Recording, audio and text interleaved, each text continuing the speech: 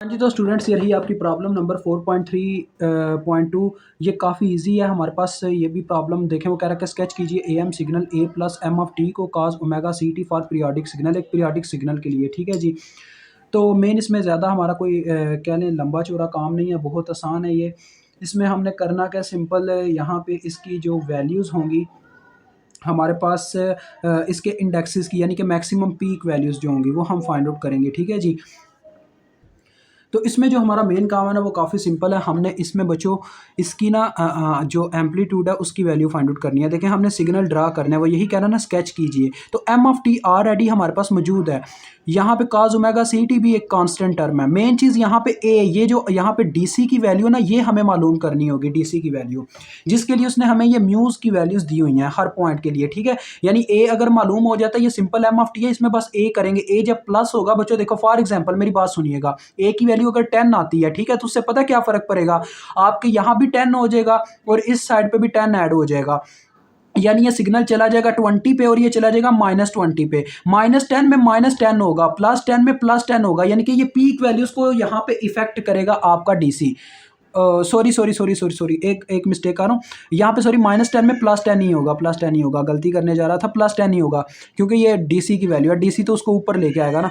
तो इसमें जब आप यानी दोनों तरफ +10 करोगे तो ये आपका सिग्नल कहाँ पे डिलीवर हो जाएगा, 0 यहाँ पे इसकी, यानी कि अब ये जो नीचे वैल्यू नजर आ रही है ये सिग्नल 0 पे डिलीवर हो जाएगा। और ये वाला सिग्नल एक मैं आपको ड्रा करके दिखाऊंगा म्यू की वैल्यू उससे फाइंड आउट करते हुए। बच्चों मैं आपको फार्मूला पहले ही बता दूं, हमारे पास ना म्यू का जो मेन फार्मूला होता है वो हमारे पास होता है आपके मैसेज सिग्नल की पीक वैल्यू डिवाइडेड बाय आपके ए की वैल्यू, यानी कि डीसी की वैल्यू। अब यहीं से अगर हम अपना फार्मूला बनाना चाहें, क्योंकि ए हमने मालूम करना है, पीक वैल्यू आपके पास कितनी है बच्चों, आपके पास जो सिग्नल है गिवन उसमें पीक वैल्यू कितनी है, पीक यानी ये वाले पॉइंट्स होते हैं मैक्सिमम वैल्यूज। पीक वैल्यू की हमने ना जो मतलब पॉजिटिव वैल्यू वो लेनी है, नेगेटिव वाले से पंगा नहीं लेना। तो 10 आ रही है हमारे पास, ठीक है, एम पी की वैल्यू हमें पता है, म्यू की आपको ऑलरेडी दी गिवन है, तो लिहाजा यहीं से आपके पास फार्मूला बन जाता है। ए यहाँ पे रिप्लेस हो गया और यहाँ पे आ गया एम पी ओवर म्यू। अब इन फार्मूलाज में आपने वैल्यूज पुट करते जाना वन बाय वन। तो सबसे पहले नंबर पे बच्चों मैं ए जूस जो है ना यहीं पे कर रहा हूँ, ठीक है, ए जूस करने जा रहा हूँ। तो ए जूस मैं करता हूँ तो क्या होगा, एम पी की जगह तो 10 पुट होगा, ए जूस में मेरे पास म्यू की कितनी वैल्यू है, 0.5 है, तो ये बटे में 0.5 पुट हो गया।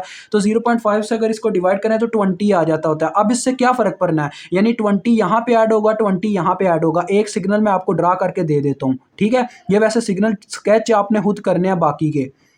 तो देखें, मैं जब इसमें 20 ऐड करूंगा ये 30 हो जाएगा, यानी ये मेरा सिग्नल जो ये वाला पॉइंट है यहाँ कहीं 30 पे चला गया होगा। इसमें 20 ऐड करूंगा तो क्या होगा जी, -10 10 वाले पॉइंट पे, यानी ये अब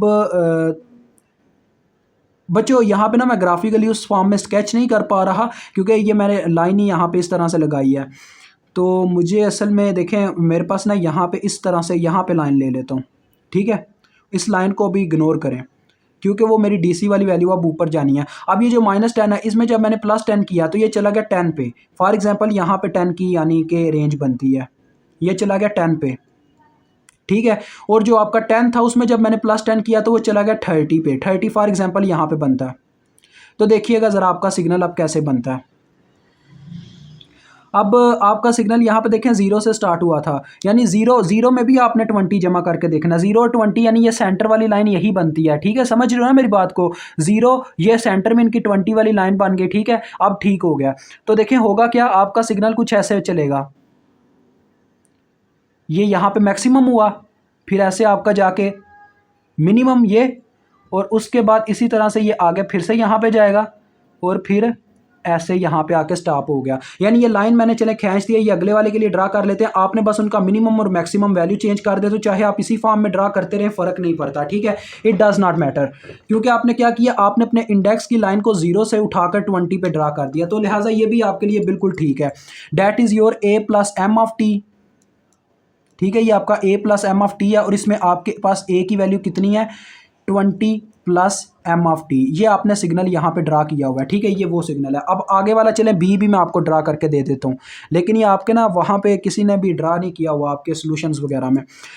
तो ड्रा करना वैसे ज़रूरी होता है, तो आप कीजिएगा। एम पी की जगह 10 नहीं होगा, लेकिन दूसरे माइक्रो की म्यू की कितनी वैल्यू है, 1 है। सॉरी, ये माइक्रो भी इसको कहते हैं ना, तो मेरे ज़ुबान से ये कभी कभार माइक्रो का लफ्ज़ भी अदा हो जाता है। यानी आप 10 वैल्यू है ए की जगह, तो यहाँ पे बच्चों देखो, जब मैं -10 में 10 जमा करूँगा तो ये उठ के 0 पे चला जाएगा, ठीक है। तो अब मैं आपको समझाता हूँ, ज़रा मेरा मीनिंग समझिएगा। ये जो लाइन हमने ली हुई है, पहले तो इसको समझते हैं। देखो, सब में 10-10 जमा करना है, तो ज़ीरो वाली लाइन में जब 10 जमा करूँगा तो ये क्या बन जाएगी? ये बन जाएगी 10, यानी ये लाइन 10 पे उठ के चली जाएगी। और ये जो 10 है, 10 में जब प्लस 10 करूँगा ये 20 पे चला गया होगा, यानी इसकी हाईएस्ट वैल्यू 20 होगी। ये मैंने ऐसे मेंशन कर दिया है। और जो इसकी लोवेस्ट वैल्यू, इसमें जब 10 जमा करूँगा तो ये उठ के 0 पे चला गया होगा। तो इसको आप ऐसे नीचे ही 0 चाहे मेंशन कर दो, ये फ़र्क नहीं पड़ता बच्चों, ये बोथ एक्सेप्टेबल होते हैं, ठीक है? इस तरह से भी ड्रा किए जाते हैं अपने ग्राफ्स। तो ये देखें, आपके सामने करने लगो, यहाँ से ऐसे वो हमारी रेंज स्टार्ट हो रही है, फिर ऐसे जाती है, फिर ऐसे, और ये फिर ऐसे। ये आपके पास वो सिग्नल है। आपको सिंपल सा तरीका बताऊंगा बच्चों, इसी सिग्नल को आपने कॉपी पेस्ट कर लेना है। जितने आपके पास क्वेश्चन है ना, टोटल 4 चूजेज है ना, 4 दफ़ा इसको कॉपी पेस्ट कर लेना है आपने, ठीक है? लेकिन ये लिमिट्स नहीं लिखनी। लिमिट्स आपने कब लिखनी है? जब आपने फाइंड आउट कर लेनी करनी है। यानी कि आप लिमिट्स ना लिखो, इसको पहले एज इट एज ड्रा कर दो। अब मैं जो आगे नेक्स्ट करता हूँ ना सी जूस, उसके लिए मैं सिग्नल को चेंज करके आपको दिखाता हूँ। इसका नाम क्या होगा बच्चों? ए प्लस एम टी। ए की वैल्यू पुट होगी, यानी ये है 10 प्लस एम टी, ठीक है? तो ये आपके पास सिग्नल आ गया ये वाला। अब सी में मैं देखें ए मालूम करता हूँ, अगर ए एम पी की जगह तो 10 ही पुट होगा, बटे में म्यू की वैल्यू जो कि यहाँ पे 2 है, तो यानी ये 5 आ जाता है। तो अब 5 पुट होगा यानी ए की जगह। तो अब देखें बच्चों, जब मैं इसमें 5 जमा करूंगा, यानी सिंपल है, बस यहाँ पे +5 हो जाएगा, यहाँ पे भी +5 हो जाएगा, और इसमें भी +5 हो जाएगा। तो आपके पास जो जो आंसर आता है, बस आपने ऐसे रेंजेस लगा देनी है, सिग्नल ऐसे ही ड्रा करके रख लेना है, ठीक है जी? और इनके बस रेंजेस चेंज कर देने। ये आपका 0 5 पे चला गया, ये जो आपका -10 था ये -5 पे चला गया, और जो आपका 10 + 5 था यानी 10 था, वो आपका 15 पे उठ के चला गया, ठीक है? ये बस ऐसे कन्वर्जन करते रहो। सिग्नल की बस वैल्यूज़, यानी कि इसकी जो रेंजेस जो यहाँ पे मेंशन है ना, उनकी वैल्यू चेंज कर दो, बस इतना होता है। अब डी जूस आपने खुद यहाँ पे मुझे ना आपने ड्रा करके देनी है अपने, मतलब कि क्वेश्चन में आप कर लीजिएगा। एम पी की जगह 10 ही पुट हुआ है बच्चों, म्यू की वैल्यू अब इन्फिनिटी है, अब बटे में इन्फिनिटी आ गया है बच्चों। किसी भी नंबर को अगर इन्फिनिटी से डिवाइड करें, आंसर हमेशा 0 आता है। अब ये पता है क्या है, इससे आपको सेम टू सेम यही सिग्नल दोबारा से मिल जाएगा, यानी M T as it as रहेगा, क्योंकि 0 + एम टी करें तो एम टी ही मिलता है, यानी यही सिग्नल आपका डी जूस है। तो डी जूस तो आपका वैसे ही ईजी है, यानी कि आपका क्वेश्चन ही आपका आंसर है, और क्या चाहिए? बस इतना सा काम था, ये आपका क्वेश्चन हल हो जाता। मुझे उम्मीद है आपको समझ आ गई होगी। अभी मुझे इजाज़त दें, खुदा हाफिज़।